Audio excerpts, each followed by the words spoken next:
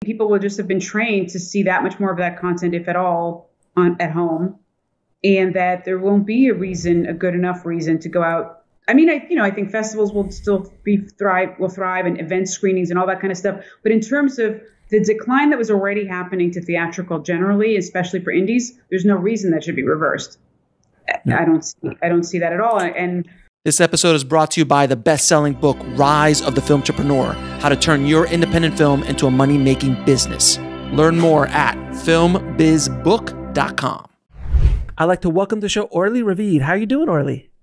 I'm well. How are you? As good as I can be in this crazy mixed-up world that we live in.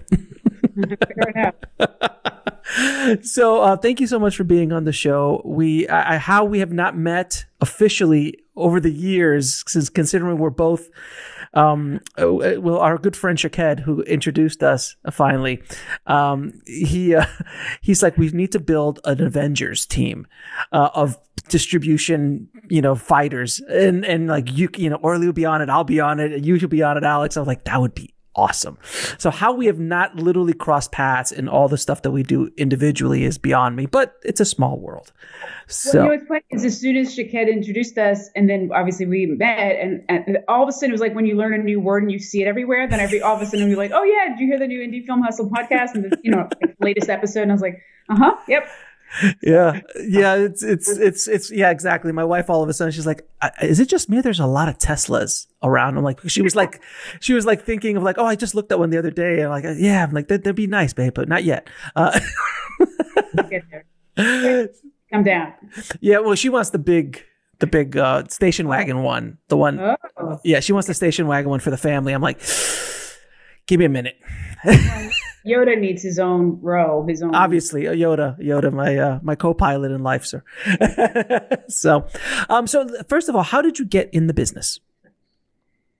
Oh, that's a fun question. I mean, when I studied in college, I did take film courses that weren't business related, but they were more sort of critical theory and screenwriting, and I did internships, they call them, that were film related, but I wasn't in the business, and I didn't ever think that I would be in the business. And then I moved from Manhattan in New York to California, although I did a quick stint in Chicago on the way.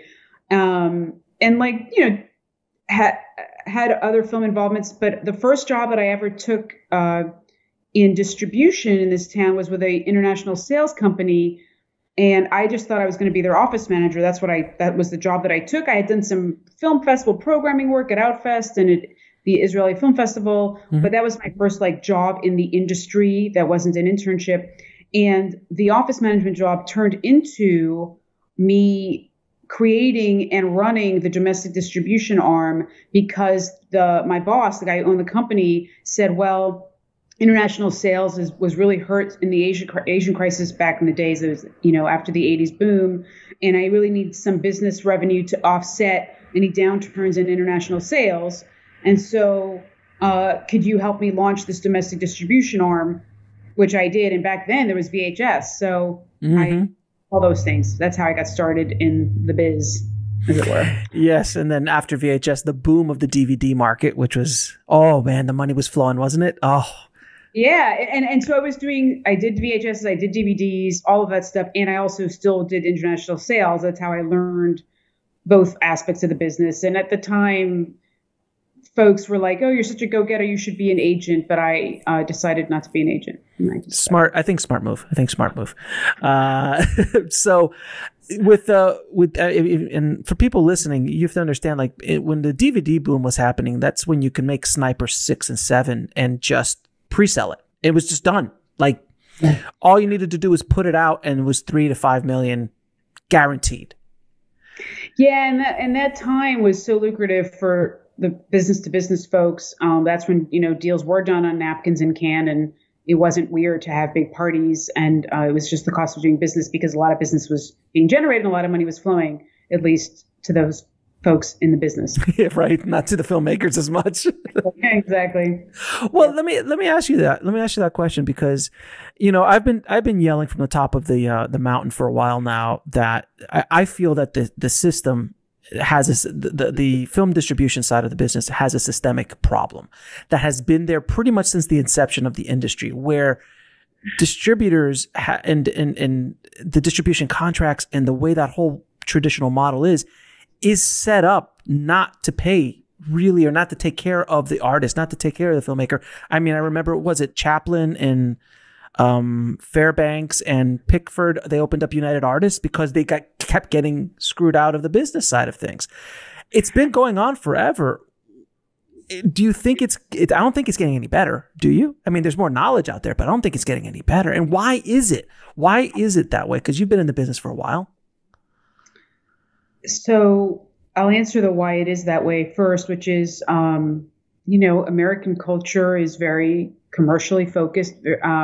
We don't support our arts in this country with government and public funds generally. I mean, there's some exceptions, and we don't treat distribution as a mission. We treat it as a business. And people in business, I mean, they're billionaires buying up mobile home parks and evicting the tenants. Their landlord. The people who ratchet up rent. I mean, big business is big business, and that's just a culture that we're in.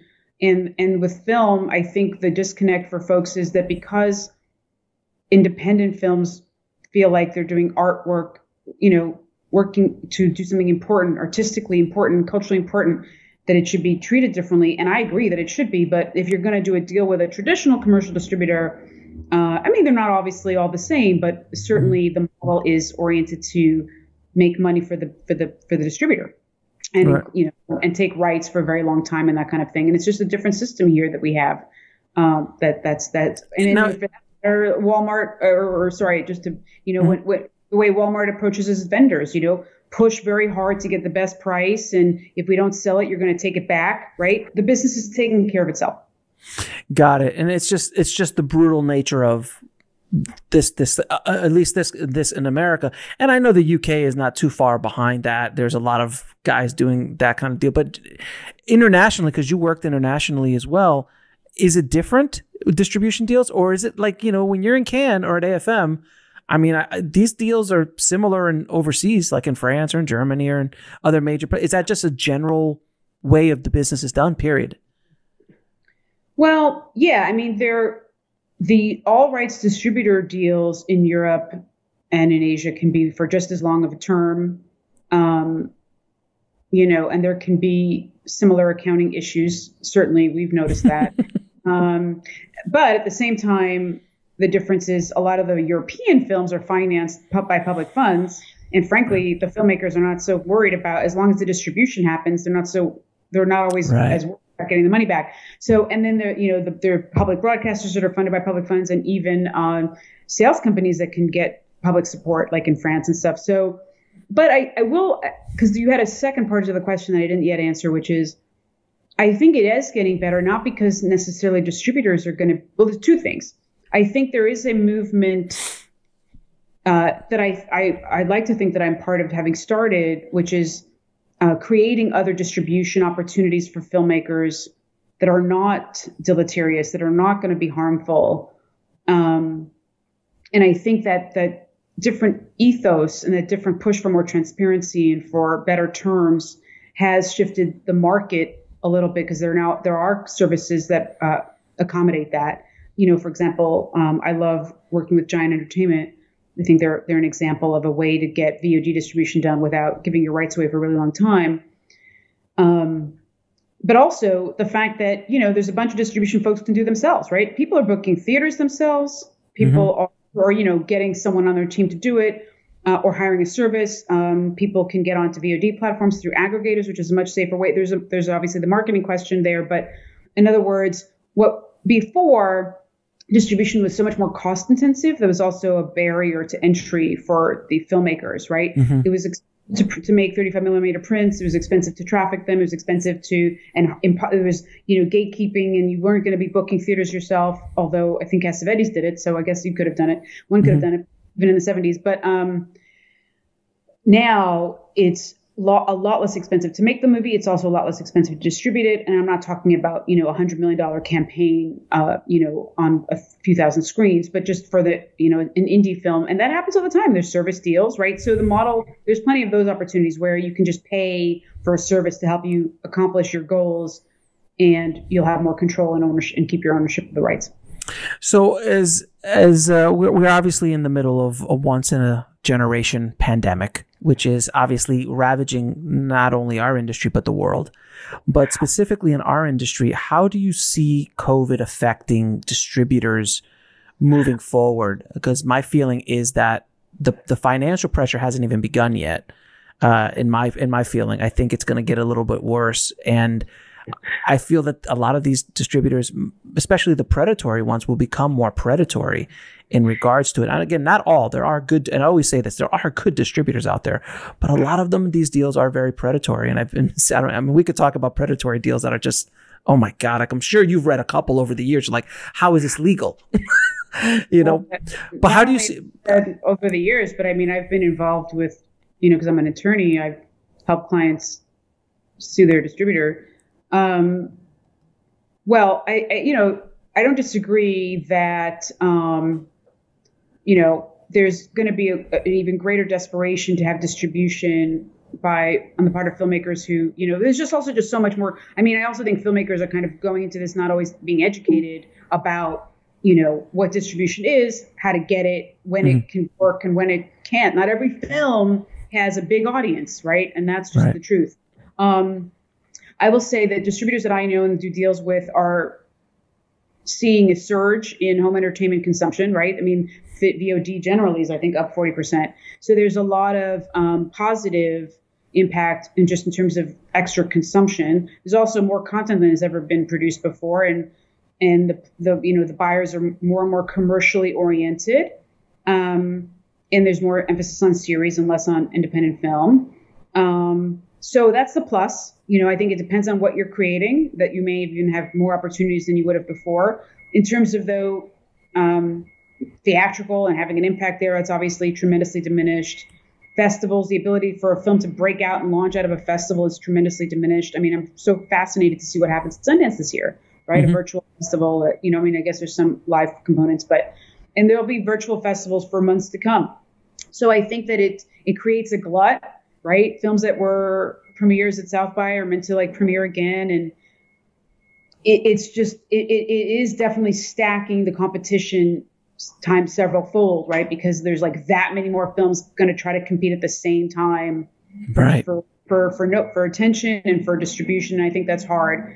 And I don't know what else to say about it, but I think it's going to, and as far as predatory, people should not sign deals with distributors without checking, right? You've got your podcast and your Facebook group, and we are going to rejigger our distributor report card early next year. And then, just always. So what is, can you tell me what the report card is?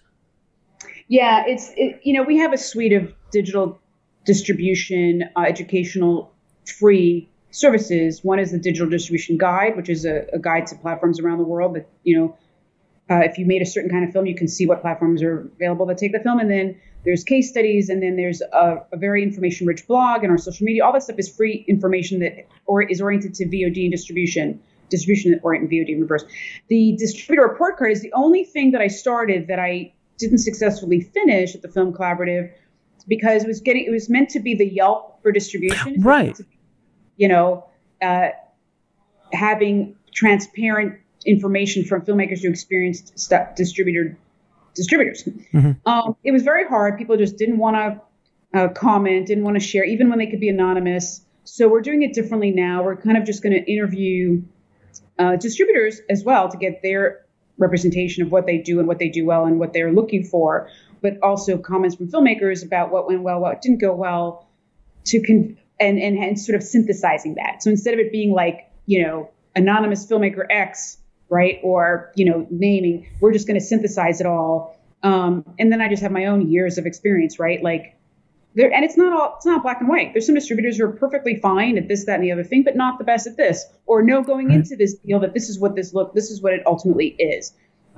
Excuse me. And then there are other distributors that are flat out predatory and never do a deal with them. Straight up, don't do it. Yeah, and because I've been trying to figure out a way to do something like a Yelp for distributors, because that's been coming up constantly in the Facebook group. They're hey, is there a place where we can just go see if this is? And our Facebook group is a good. is a good reference and resource because people just type in I'm like, look, just type in the name of the distributor and the search, and people will let you know. It's not hard to do research on distributors. I mean, you just got to call a few filmmakers up, and they are very honest about it. Exactly. I always tell every filmmaker, don't just take my opinion about what I know, my data points. Call filmmakers, not just the ones the distributor told you to call, but other ones. And usually you'll hear. But I also think it's to know how to receive the information. I mean, that's part of where hearing the distributor's perspective is also useful. It's like what they're actually able to deliver and what they're promising versus what's not that they're going to do, and no one is going to do, right? And so, you got to get real about what's available in the marketplace as far as distribution for small films. Right. But then there's just the flat out predatory ones where like, it doesn't matter, like just don't do that deal. And I would love to collaborate with you and anyone else on Expand. This is a free service that's just meant to collate real experiences that filmmakers have had, and across the top, we're going to focus on the US first, like, the top 25 to 40 companies, not the top, like the biggest, but rather the most commonly at issue in indie film distribution. Yes, there's a couple of, and to be, and I beat up on distributors, especially the predatory distributors a lot. But to be fair, a lot of filmmakers go into a distribution deal with very unreasonable expectations because, like I say, there's never an ugly baby. There are no ugly babies in the world, and that's the same thing with film. But unfortunately, the truth is, yes, there are ugly babies, and filmmakers don't want to hear that they just spent a year and a half making an ugly baby, and they don't want to hear that. And then, of course, who they're going to blame? They're going to blame the distributor, whether it's their fault or not. So that there is that. Do you agree with that? Oh, 100%. And I asked myself, or not, I don't only ask myself, I ask them. I mean, you're choosing the most expensive art medium in the world as less expensive as it is now than it's been. It's always been more expensive than poetry and painting and, and playing instruments and everything else. So, and you're usually not just using your own money. You're usually using other people's money. And so if you're going to have a business plan around your film that's only looking at the most successful films with anything similar, but really not a fair comparison with respect to cast or budget or genre or time of when it was released. Right. Well, I mean, genre that usually kind of aligns in terms of a business plan. But yeah, or time when it was released, right? It was released in the heyday of the 80s when, we just talked about that, or in the 90s, which had its own boom.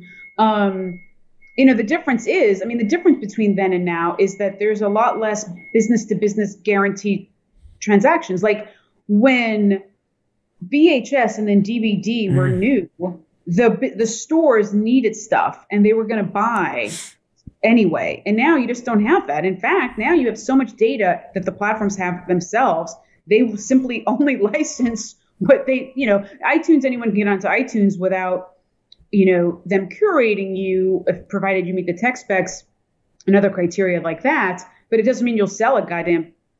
Oh, no, absolutely not. And Amazon's purging right now. They're purging, like just whenever they feel like it, like, nope, sorry. And you're just gone because they don't care. They don't care. They're selling socks. They make more money selling socks than they do dealing with independent filmmakers. Well, and they tried, let's get real. They tried to do an independent film initiative with the Festival Stars program, and it didn't last because it wasn't revenue generating enough. Presumably, if it had been, they would have kept it going, right? And so that's the other thing is like to be realistic about, at Film Collaborative, we really try to help folks get clear about where they are in the landscape. If you've made a film that would be a studio film, if only it had a much bigger budget, a top director who's famous and A-list cast, well, but you haven't made that. You've made this other thing that, how are people going to know it exists and what's going to motivate them to watch it?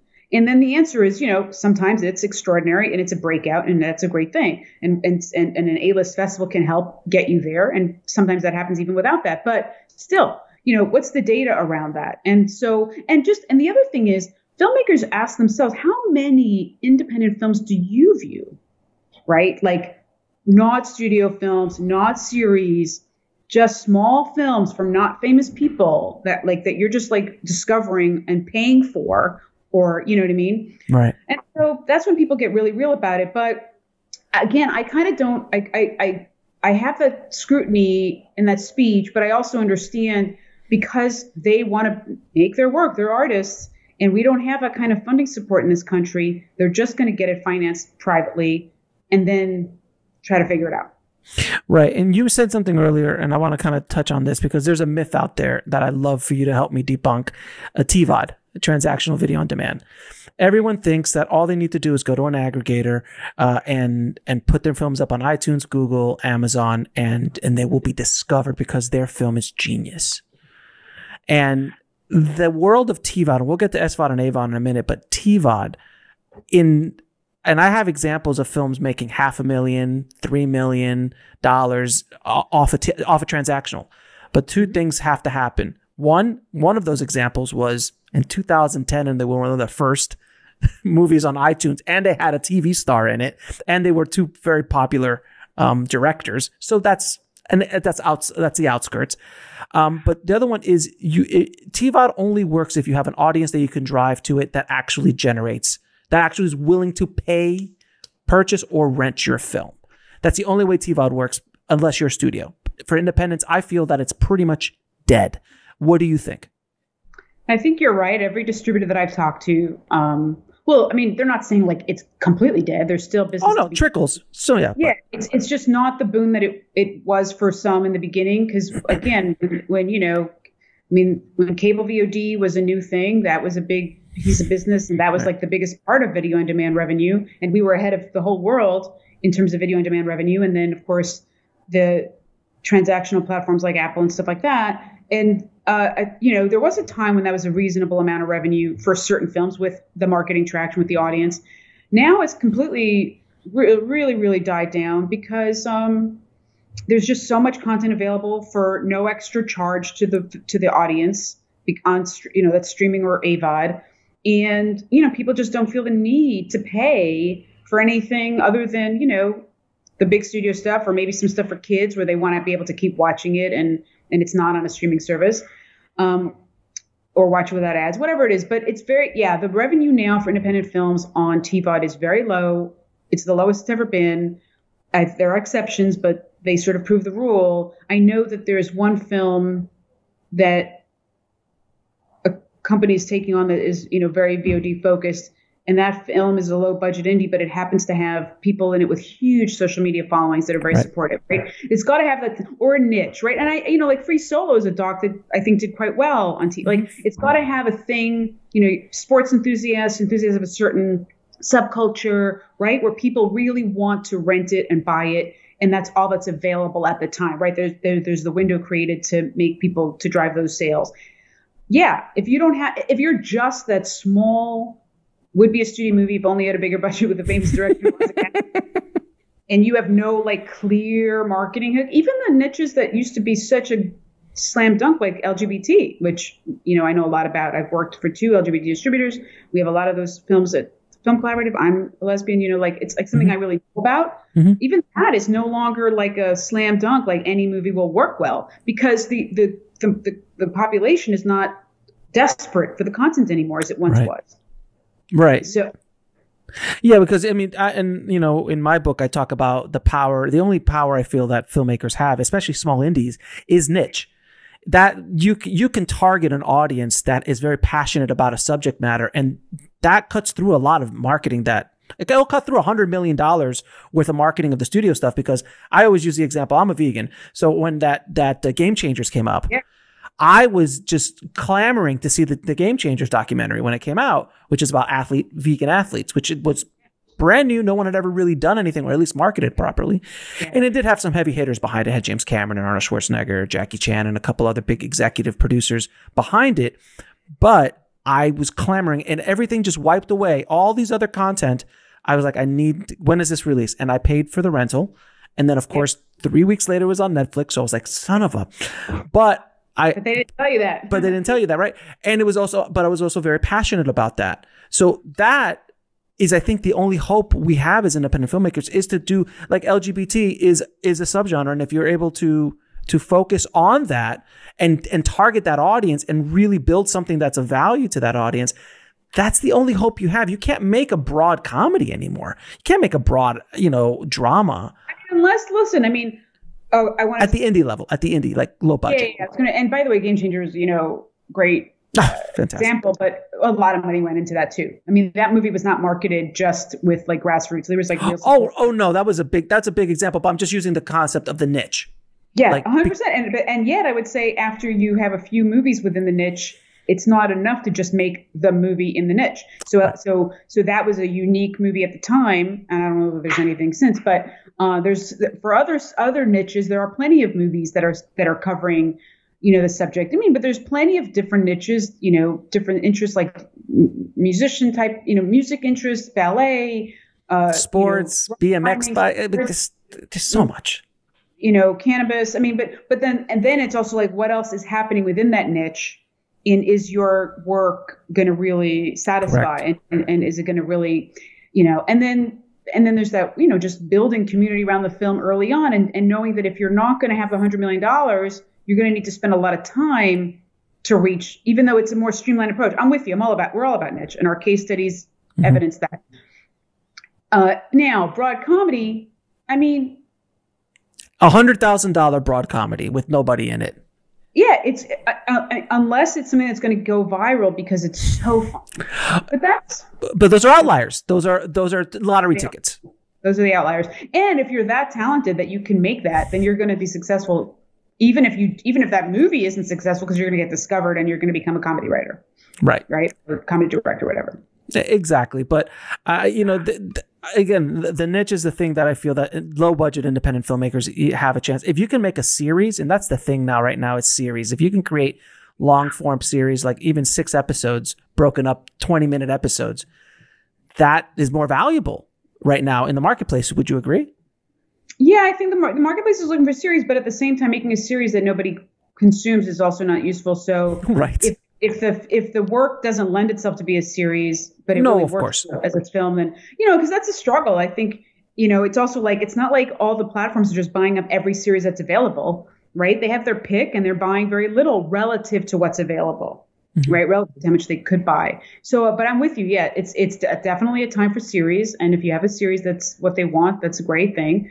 But there's plenty of docs. And I think, and in terms of comparing doc features to doc series, the good news is with docs, there's also so much financial support that is philanthropic that you can get your work made and have it be the right format for the work and then even have impact.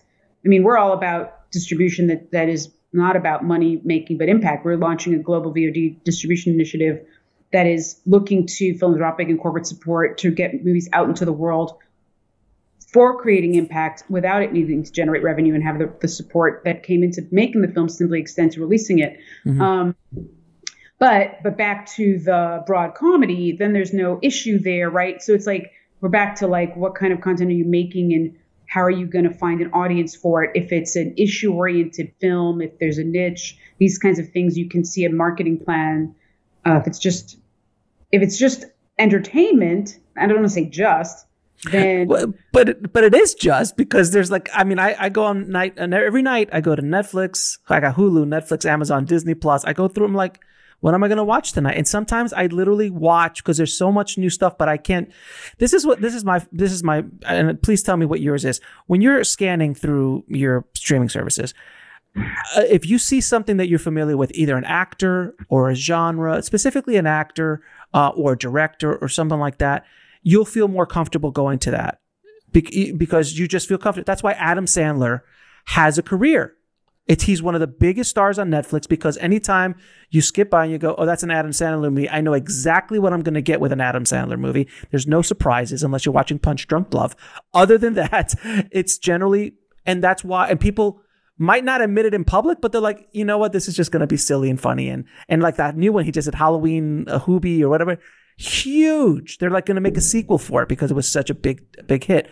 But when you're going through, like for me to trust an unknown is tough for me. And even if I do give it a shot, I give them 5 minutes. And if they don't get me, I'm out. So that's why it's so difficult to stand out. As opposed in the 90s, do you think El Mariachi, Clerks, Slacker, Brothers McMullen, do you think they would ever find a voice today? Just no way. I agree with you. I agree with everything you've said. One thing you didn't mention, I think, is also true. I'm sure for you too. Like Schitt's Creek, a show I would have never no one heard about. But it's also because of a social media phenomenon or word of mouth. I do think there's that's happening now, which is like, there's so many series. I mean, if I did nothing but watch the content available, I would run out of time before I died. Of course. And if I lived a very long life. So, you just kind of like, people are raving about this and that. But yeah, no, they're all the platforms have their, I mean, look, and speaking of like niches, look at Disney Plus. Yeah. What Disney did is, I mean, we saw it coming and we all kind of felt like there's something here, but they just have killed it. They're taking over, and they just released, I think a few weeks ago, that release that we're like, yeah, we're restructuring our entire business model for streaming. Yeah. Because they go, this is the future. This is where it all been. And you just heard yesterday they released that Wonder Woman. Yeah. On HBO for free on December 25th. That's a $150 million film? I mean, wow.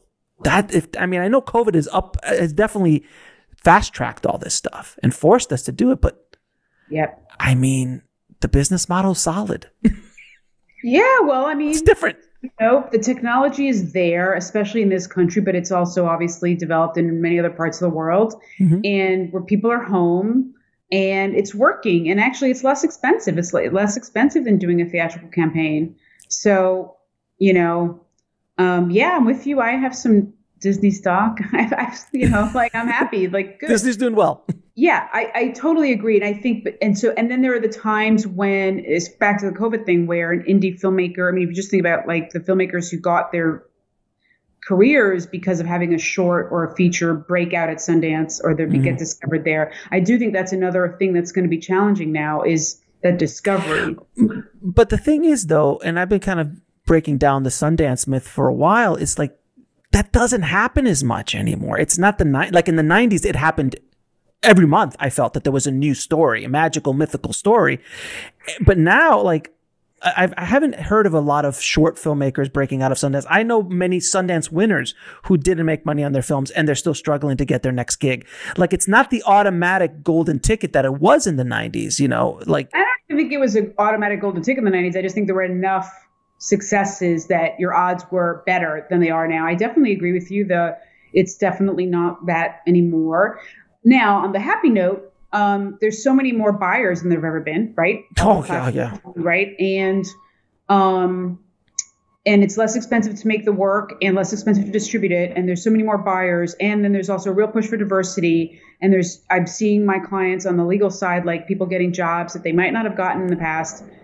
Not that they didn't deserve it, but you know what I mean? Given opportunities that they were overlooked for, they shouldn't have been overlooked for. And I think that's what's great now. So there's a plus side to everything. Oh, no, absolutely. And there's so much more opportunity now. But this is what I feel, that a lot of filmmakers now, and I see this in my work on a daily basis, I see filmmakers making movies, producing films, thinking that the distribution landscape is set up like it was in the 90s. Like that's the business model is set up like, oh, we're going to do this and we're going to get this amount of money and there's these pre-sales and like, it was tough in December 2019. It was tough, let alone now. Like now, nobody even knows. The business plan literally looks like it was written in the 90s. Like I've seen that. Right. I worked for someone who, even in the 2000s, had a conception for the films that were way overblown, where like the budgets were twice as big as they should have been relative to how much money could be made. Yeah, I think people need to adjust and they need to get honest. I mean, I do think that there's sometimes a willful blindness on the part of the filmmaking community because it needs to raise money and it needs to not feel, like it's not doing the right thing. And then it just becomes, and if you're investing in film, you just need to know that you might not see your money back, and that's okay. As long as you know that and you're happy to support it. People putting money behind film should be doing it not because they're going to get rich, but because they wanted to support the artists. Mm-hmm. I've always thought of an interesting model of invest in the artist for a period of time, right? Like imagine if you invested in, Cary Fukunaga or Chris Nolan, like, you know what I mean? Like back in the day before when they first made their first films. So I think that's another business model that I've just sort of fantasized about that I've never employed. But I do think that what you're talking about of people like just deliberately not inquiring as to what the economics of film are today. It's just it's foolish. Like I mean, I talked to a filmmaker the other day who made $500,000 horror movie with one older horror star that only horror fans would know. And it was a $500,000 movie. And they're like, where can I go? I'm like, you're never going to get that money back. Like, they have no audience. Horror is a very glutted genre. I mean, I'm no horror expert, but when I've sold some horror in the past, and the distributors will tell you there's a glut. I mean, there are deals to be done in the States. But $500,000 for no stars. And it's like, and it was well produced. It's like a well produced, nice horror. But I would go, look, if you could have made that movie for 175, you could probably make a profit, but you know, right? Unless something about it. I mean, I recently looked at it that was about that level of deal, but it involved other elements. I think, right? There's way too many of those movies. There's way too much of that content unless you have something that's going to break out, and there's a reason that it's going to be special, and make that and generate that revenue. Because I mean, there are still pre-sales, but for cast-driven films. It has to be cast driven. It has to be cast driven. And the genre stuff is also quite, I mean, it's still in demand, but there's so much of it that it's like there's a lot more that isn't sold than there is that is.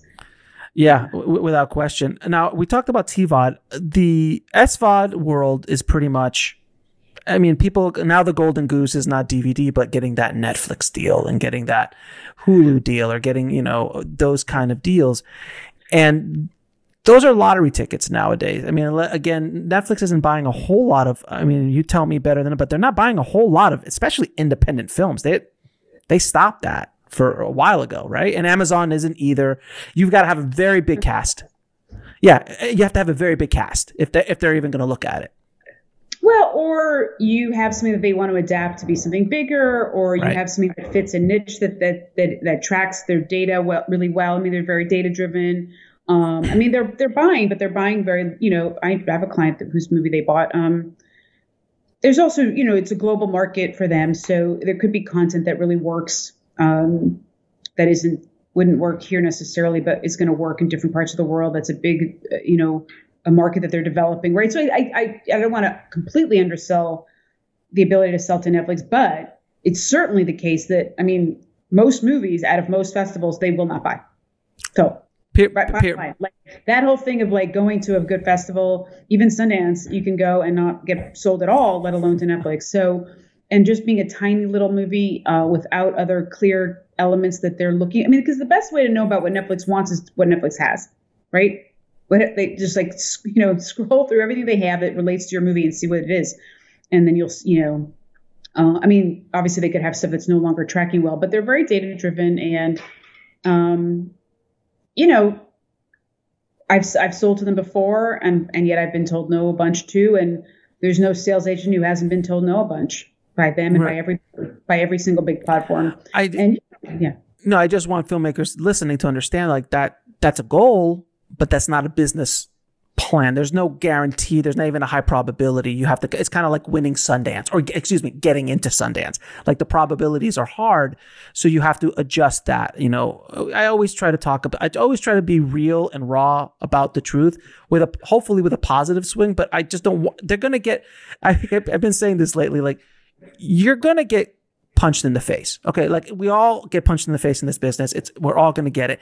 It's the difference between I'm going to tell you I'm going to punch you in the face, and you're seeing the fist coming to you slowly or getting cold cocked. That's how, and I just want you to be prepared for it when you get to it, because I've got a lot of shrapnel, as I'm sure you do as well, in this business.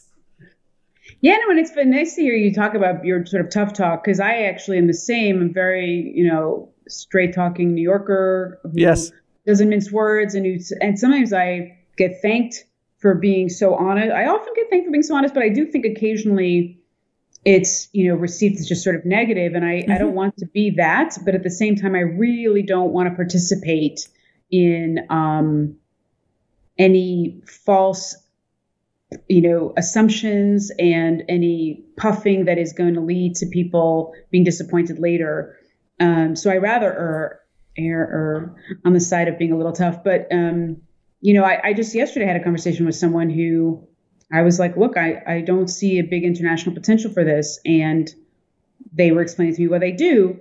And I always say, I'd love to be wrong, but, and I really don't mean this in an ego way, but I rarely am. And I think when those words come out of my mouth, I don't think I've ever once been wrong where I've made a statement like about, and then been proven. And part of it's also people, they don't think of it in terms of, okay, like actually how many films are submitted to Sundance and how many are selected, how many films are pitched to Netflix, how many are selected and what are they buying?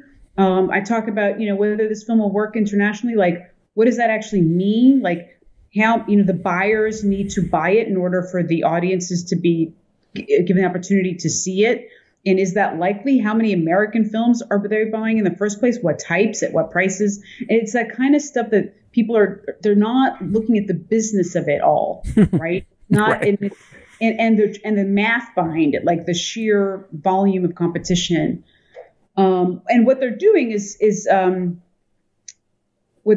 focusing on all the positive press that they've read over the years of people just being, their film. The lottery tickets.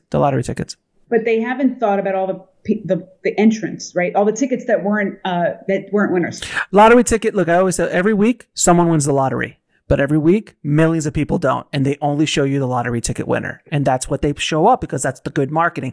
If they just said, "Oh, another 200 million people didn't win the lottery this week," no one would buy a lottery ticket. And a lifelong amount of money spent by people pursuing that and never getting it, right? How many people could have been better off saving that money and getting interest on it, or even investing it in the stock market? Buying a house and renting it. Look, if you're in this business, this is not a money making. I mean, it is, but there are so many other places that are better suited to generate revenue. You're in this because you love it. And you have a spark of madness in you. I mean, we all are a bit crazy just to be in this business. And the ones that we, like you and I, have been in it for, many years, we should be certifiable at this point, because there's no excuse. We know better. But for people young coming in, you have to be a little mad, and that's okay, because this is an artistic medium and artists are crazy in the first place. And you have to look at things differently, and you have to be outside the box, and you have to, because that's what makes art. But I feel that, you were saying something earlier that triggered a thought in my head, which was filmmakers are taught in film schools and by Hollywood that you need to worry about the craft. And they teach you how to bake the cake, but they have no idea. And they never teach you how to sell the cake. They never teach you how to build a bakery that actually is profitable. They just show you, like, look at the cool fondant. They're also a business, right? They're also a business. If they told you that all the tuition you were paying to film school might be a big fat risk. But I'll also say this. I'm never surprised anymore by the power of a passionate filmmaker. I do think, it's important to combine the passion with empowered knowledge, and be real. But when people are absolutely obsessed with getting success, they often do. It just might not be exactly the version that they thought initially, right? The Netflix things doesn't just happen like that. But I will say there is something to be said for, especially when they're talented. The intense passion without any talent is a little bit not great. But if you're very talented and you're very passionate, more often than not, good things will come from that. It's just maybe not exactly how you first envisioned. I also want to be clear about the just back to Netflix. I worked at with a distributor that sold to Netflix before they even had a streaming service. There was a great boom back then because, similar to the model of the retail stores buying physical media, they were buying stuff just to have it to offer to build their business. So every so often there's a new version of that, right? There, VHS and then DVD and then Blu-ray and then VOD. And there was a window of time where there was a lot of business being done just because the business was being built up and people needed stuff. It's just that we've passed that. And the question is now, what's next? Because it's hard to imagine yet another. And like Quibi was in an interesting experiment that obviously failed. And I think it was probably destined to fail regardless of the pandemic. But then the pandemic happened. And I do think that, on the positive side, there is kind of these, like, every 10 years or whatever, every number of years, another kind of boon in the business that keeps things going. and another boon of people willing to invest in it, right? It was like real estate people, dentists, I'm forgetting the order, .com people, right? There's like new boons of people. It's a sexy, attractive space to be in. Crazy people attracted to it, all the better. But not, where are you in that landscape, right? In terms of, so I guess what I'm getting at is I think people always find a way to get their movies financed and made. Mm-hmm. And then they always find a way to get them distributed to some extent. But they do need to be, I think they need to be real about not to assume that it'll come from an easy A-list festival acceptance and an easy big SVOD deal. Right. Or just an easy distribution deal, which there is no such thing as an easy distribution deal. Yeah, and many distribution deals these days are, yes, we'll take all your rights for 10 to 15 years and we'll give you no money up front and we will recoup expenses. And if it's successful, you'll make some money or not. Maybe. Right. Depends on the deal, right? Depends on their expenses and how much money they're allowed to recoup and what their distribution fee is and whether they're accounting honestly and accounting at all. All that, I mean, listen, I've seen it all. I've seen people just stop accounting, Oh yeah, or the hip pocket deals or cross collateralization, and there's so many little things that you can do in a deal to make sure you never get paid. Middlemen that you didn't know existed if you weren't smart to figure it out, right? They actually don't do any VOD on them. This happened quite a bit where the companies didn't do the video on demand on them themselves, and someone else did, and that company took a fee and. And it just keeps going and you'll never make a dime. Or the with cross collateralization with the Walmart buybacks, like who's going to eat that? Not the distributor. You're going to eat that. If that's in the contract, you're eating it. You're eating it. Now, what you were saying, like there's always that next thing. I feel that it was TVOD, then it turned into SVOD, but I do believe now it's AVOD. Yeah. AVOD is the thing now that where filmmakers are making money. But if you notice, and everyone listening, from VHS to AVOD, the ROI has dropped substantially. So it's because AVOD isn't like okay. So when Tubi, launched, I mean, first it had, I think, films not even through licensing, but it was a boon. A lot of filmmakers got on there, and similar to what you're saying, like when you're early on the platform, there's made a lot of money, nice big check. And distributors who had, that's why distributors take, rights for so long, because every time there's a new transition in the marketplace, they have a big basket to deliver, and they get in early, they make money. So there were a lot of people that I think did well early on, but now they're getting just as selective, right? And the same stuff that was true before. Just like with Netflix, where in the beginning it built up to, curate for indie film lovers to get people to subscribe. Didn't need to do quite as much of that. Same thing, right? All of a sudden, Tubi's focused on more commercial stuff. Not everything is going to get on there. Not everything is going to transact. Not everything's going to get on the homepage. It's so Amazon Prime was also a big boon for films for a while. Oh yeah. The Stars Initiative was awesome. Then that was discontinued. Prime changed its rates right down to 1 cent. It's so.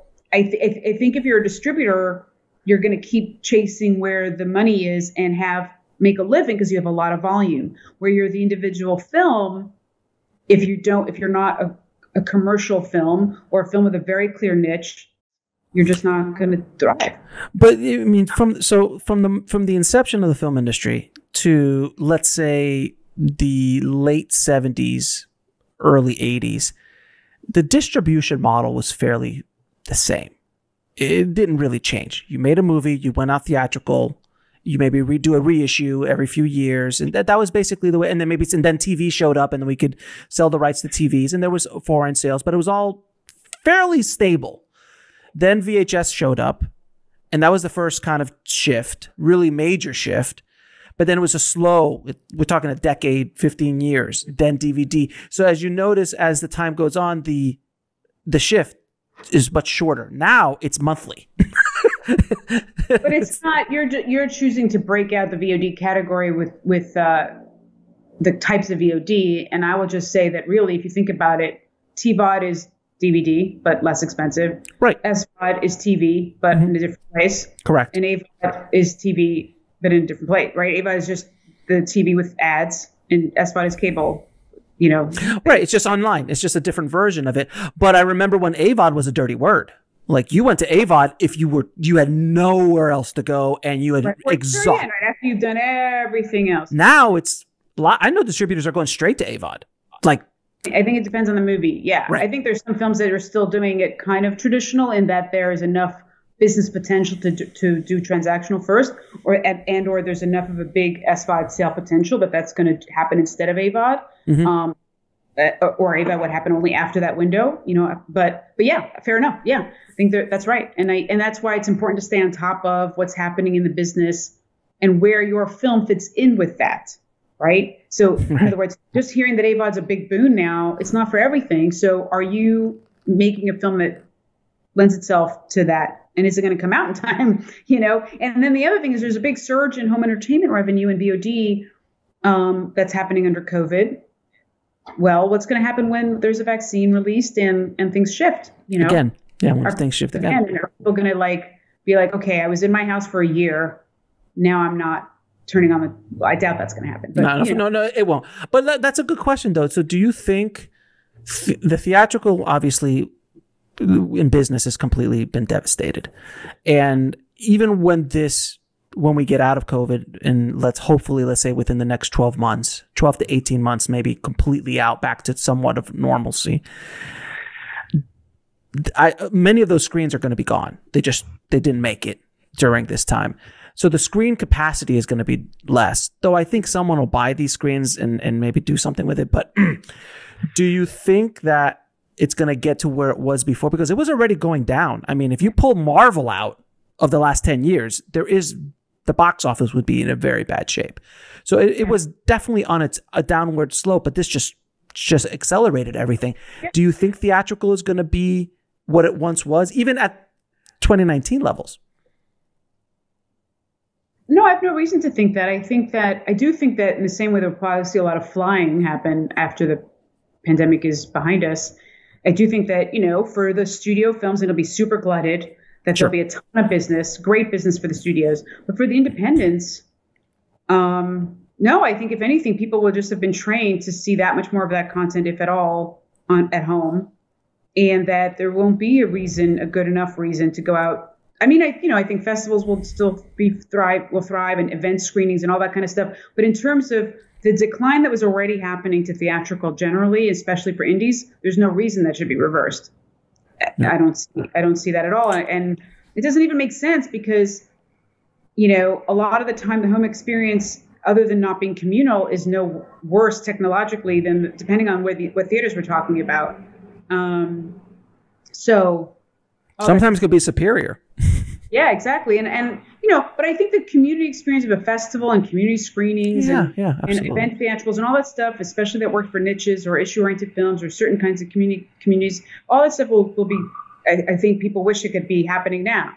And it'll go back. But a theatrical indie hit that's like, oh, this tiny little $3 million movie generated way, way, way more times than its budget. I think it'll happen, but I think it'll be rare. All right. Now, I have to ask you, can you give me an example of the best distribution deal that you've ever been a part of or seen, and the most predatory that you're like, I can't believe this person is walking the earth? Well, what I can say is I'm very proud of how much right splitting I did for one film, where we actually turned down I'm not going to name the name of the film because I don't want, but we turned down, in this case, it's very rare for me. I think it's the only time I turned down a worldwide Netflix deal to instead do a very significant television deal and another very significant VOD deal, both, real money, and then an airline deal, and then a home video deal, and then additional educational distribution and additional, and then a number of territory sales and additional television sales. So it was like so much right splitting that was successful, where the film did festivals for over 2 years and made a whole bunch of money that way through Film Collaborative. And so that was where each distributor was willing to do what it did best and let everything else be carved out and have a really wonderful, robust combination of deals. And I've done that to different extents a few times before. Mm-hmm. I love the giant entertainment, giant pictures deals of just 3 years. I think giant is kind of a hybrid between aggregator and distributor. I don't think they would purport to do a ton of marketing, but they're not absentee about that. They're just sort of would partner with people on marketing. So I've done those deals that I think are wonderfully, like beautifully filmmaker safe. You know, and then there's just a whole bunch of other in between, right? Where like, the distribution deal wasn't totally predatory, but it wasn't totally amazing, right? The distributor didn't like do incredible stuff, but there's other good deals that I've done over the years that I could say the distributor did everything that they said they would do. Now, in terms of, I mean, the most predatory thing when you read it, you were just like, oh my God. I mean, Green Apple's deal is predatory. Oh, wow. You know? Okay. What is Green Apple? Yeah. And I mean, maybe they'll sue me for saying it, but that's okay. I think it's predatory. Charging a marketing fee of $30,000, I think is in their contracts. Okay.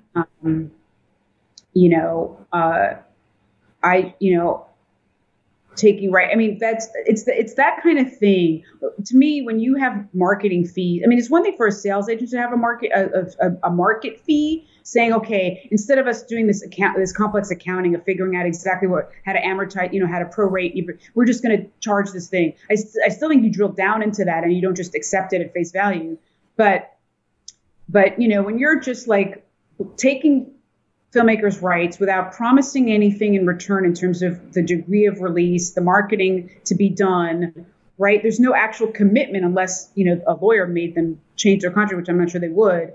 And you just, on its face, the contract is like, yep, we're taking your rights. We're going to bill back to a $30,000 marketing fee and not make any promises. And what's the length of the deal? 10 year? My clients never did that deal with me, having been their lawyer prior to that, but I've seen that deal after the fact, after people came to me after they signed it. Mm-hmm. It was like 10, maybe, I could double check, but it was more than 7. It was probably more like a 10 or 15 year deal. But even if it was, I'm almost positive it wasn't for 5 years. But the bottom line is, I've heard the filmmakers complain later, they're unhappy, right? Nothing that they were told was going to happen happened.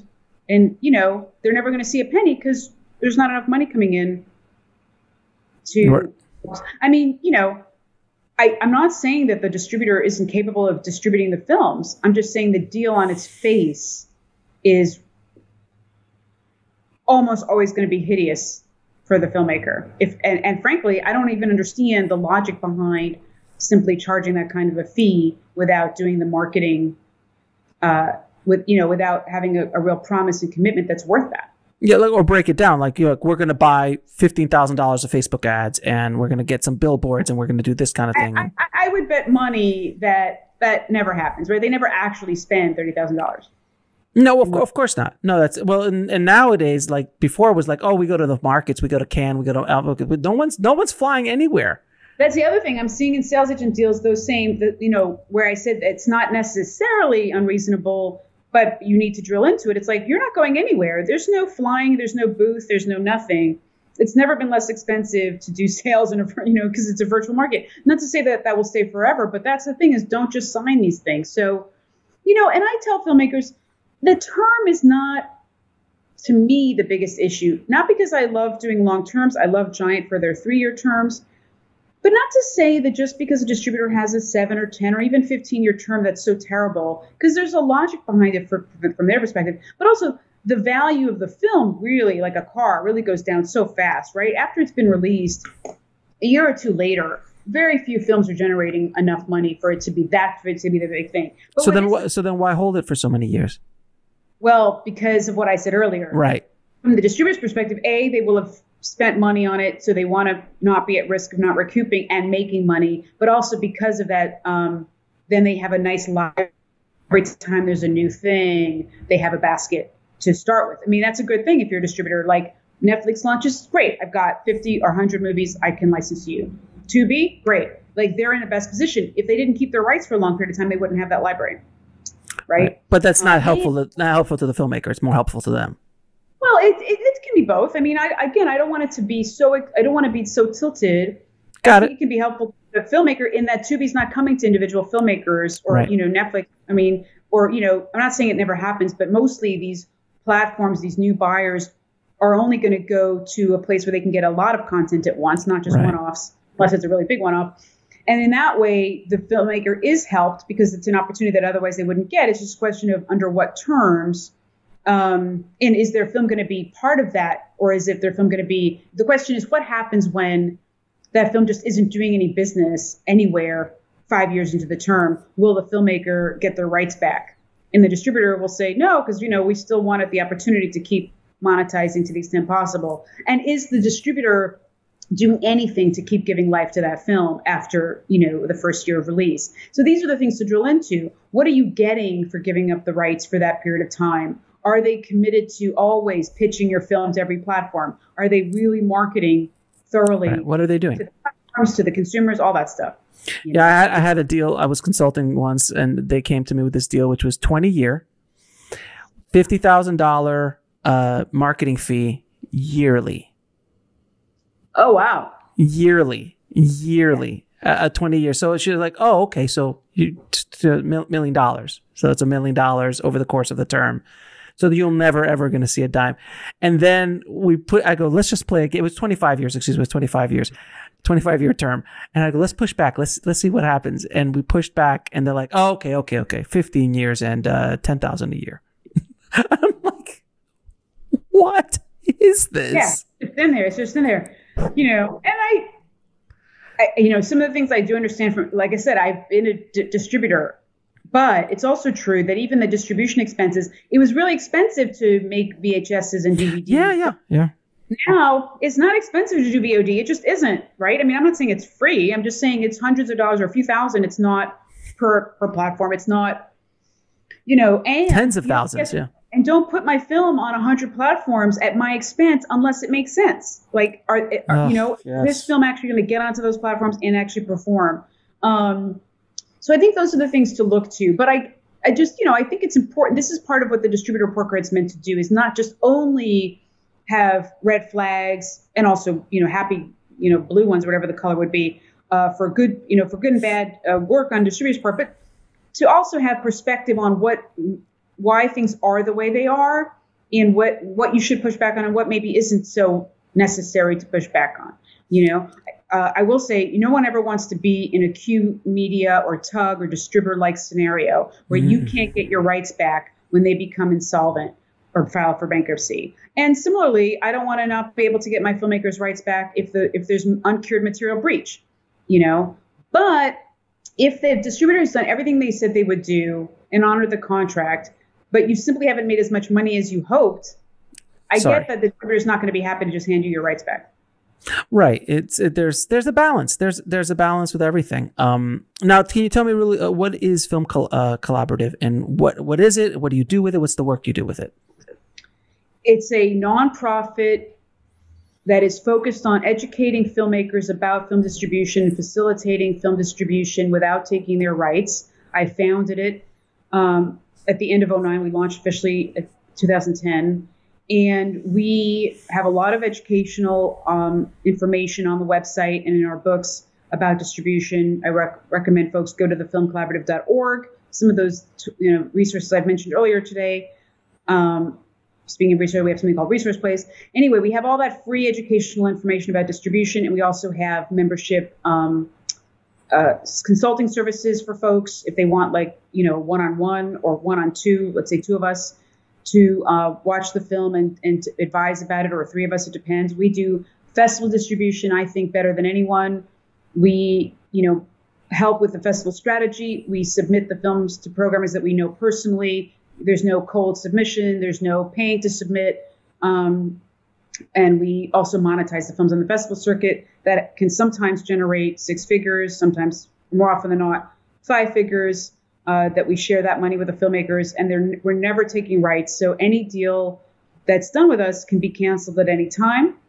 And we also do sales, but in a very, very boutique fashion. So I don't want to oversell the sales practice, but we can definitely help with that service of pitching the right places and helping them do the deal and collaborate with the sales agent. Like, we also play well with others. So if we provide a distribution service, but you're also working with, you name it, the sales agency, or you want help doing international sales, which I don't do anymore very often, on purpose, we'll pair you with folks that we think are trustworthy. So we basically can help with every single aspect of distribution, to one extent, or either completely or in part without taking rights. And we're launching the TFC Global VOD Impact Initiative that I mentioned earlier, that's going to be documentary focused, and that is going to be taking films that really are meant to have an impact around the world, that are meant to educate and inspire and impact, and getting them widely distributed, including on VOD platforms around the world. There's like 3,000 VOD platforms just in Europe. I'm not saying the film needs to be on all of them. I'm just saying there's a whole world out there that's not just the big SVODs that, and TVODs and AVODs that we know of in the States. But having films reach audiences around the world with a goal of impact, not revenue generation, and have the revenue come from philanthropy and corporate support. Very cool. I'm so glad there's something like you in the world. And I love to spotlight that kind of stuff. I've been fighting the good fight over here for a while now. And I'm glad that there's other Avengers out there. We have to unite to take down predatory distributors and educate filmmakers as much as possible on the process. I know I was just talking to a filmmaker yesterday, like, Alex, you saved me from going with Distributor. Like, I was literally about a day away from submitting and paying when you came out with your podcast and broke that story. And I'm like, oh my God, you have no idea how that makes me feel. And being able to help filmmakers get their rights back or get their money back from that whole situation was so rewarding. But it is, I tend to be sometimes a little bit too raw and too brutally honest, but I feel that the business is brutal. And I'd rather you hear it from me then you lose $500,000 on the movie that you borrowed your money or took a loan out on your house for, which I'm sure you've heard those stories, and I have too. Oh, definitely. No, I totally agree with you. And I think what you did there was great. And we had a distributor-like service, and I'm really glad that we did not do to Filmmakers what Distributor did, but it made me rethink even our service to make sure, because we were working with another service provider transparently and a less expensive version of the exact same service than Distributor. But I never want to be in that place if I don't have total control to make sure that they never get harmed. So we've adjusted that too, and it's, what you're doing is great. And, I think the thing is, at the end of the day, if filmmakers just get the knowledge ahead of time, They can make a choice. They can make a choice to proceed anyway, even knowing they might not make the money back, or, knowing they might not be discovered and become an A-list director, but at least know that what's possible and what it takes to get there, and then, enjoy it. Enjoy the process. Yeah, absolutely. And I appreciate everything you do at the Film Collaborative and fighting the good fight for the last 10 years now, plus working and helping filmmakers. So I appreciate you, and thank you so much for coming on the show and dropping the knowledge bombs on the tribe today. So I appreciate it. My pleasure. Thanks so much for hosting me. I really appreciate it. It's been fun. Good luck to everybody.